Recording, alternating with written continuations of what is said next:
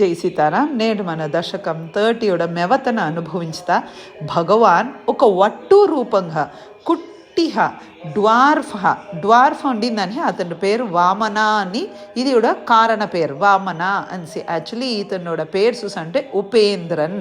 ఇంద్రన్ తమ్ముండుగా ఇతను అదితి మాత అని కశ్యపరు పుట్టిందని ఇతను ఉపేంద్రన్ అనిసే పేరు.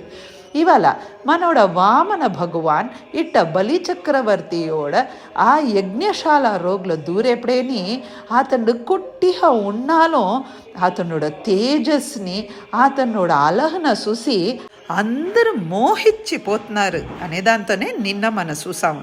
నేను ఇవాళ 9th శ్లోకాలో చూసామంటే మహసా అభిభూతై, హే కృష్ణ నీయోడ ఈ ప్రకాశంని అలహన చూసి భృగుభిహి శుక్రాచార్యర్ ఆశు ఆనీతం వేగంగా వచ్చి హే కృష్ణ మిమ్మల్ని వరవేతందు వచ్చారు. రమ్య రూపం త్వాం మీయోడ ఇట రమ్యమైన రూపంన సుకృతి అసుర, ఈ అసురులన్నీ ఎంత భాగ్యం చేసిండాలే వాళ్ళ ఇట్ట నువ్వు కాచిచ్చావే అంటా ఉండారు. మేర్కొండ భట్టత్రి అనేరు పులకావృతాంగ అట్నే పుల్లరించిపోయి భక్త్యా సమేత్య ఊర్య పుల్లరించలా భక్తితో సేరి పాదౌ పరినిజ్య మీయోడ పాదంన వాళ్ళు కడిగినారు.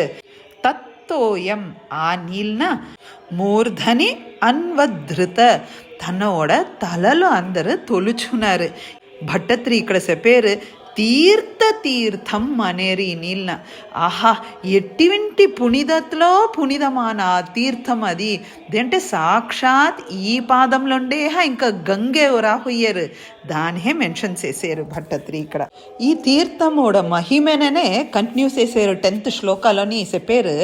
తేయత్ పదాంభు ఏ ఒక్క నీళ్ళు ఇతని పాదంతోండి వచ్చిందో గిరిశస్య శిరోభిలాల్యం దీననేహ శివన్ తన తలలో పెట్టుకొండాన్నారు.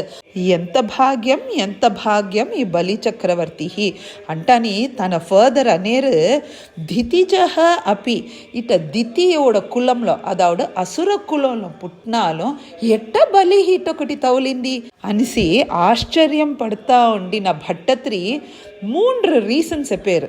ఫస్ట్ అనేరు ఒకవేళ ప్రహ్లాద వంశజతయ ప్రహ్లాదరుడ వంశల పుట్టిందా అని ఇటొక భాగ్యం బలిహి తౌలిందా, లేకపోతే కృతుభిహి ఘనంగా యాగంగల్ యజ్ఞాల్గల్ వలర్తిందాని ఇతని ఇటొక భాగ్యం తౌలిందా, లేకపోతే ద్విజేషు విశ్వాసత నో ద్విజేషు అంటే ఆ కూడ్న మునివర్గల్ కూడ్న ఆ బ్రాహ్మణగల్న వాళ్ళ మీద ఉండిన విశ్వాసం నుంచో బలిహి ఈ భాగ్యం తవలింది. లేభే అనేరు బలిహి ఇట్టి వింటి భాగ్యం తవలింది అంటా ఉండిన భట్టత్రి.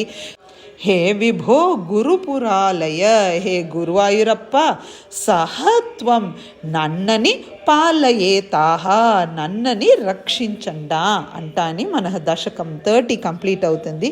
దీనోడ కంటిన్యూయేషన్ మన దశకం 31. సో మేర్కొంటే ఏం నడుతుంది అనేది మన రేపు అనుభవించుతా. జై సీతారాం.